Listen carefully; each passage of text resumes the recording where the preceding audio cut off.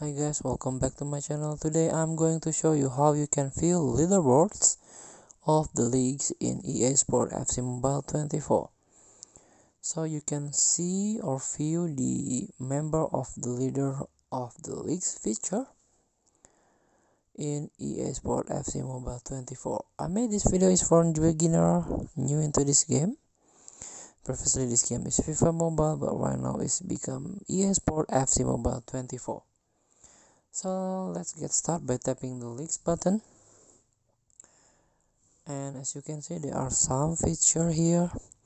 You can create your own tournament, your own league championship, but that I want to show you is this one, leaderboard. Tap the leaderboards and this one.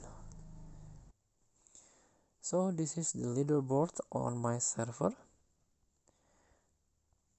You can view the leader, for example here, tap the view, and this is the top league in my server, or in my leaderboard server. You can see the member profile also, like this one, or even you can report abuse. So thank you for watching. Don't forget to comment, like, and subscribe. Also click text button below. Enjoy the game.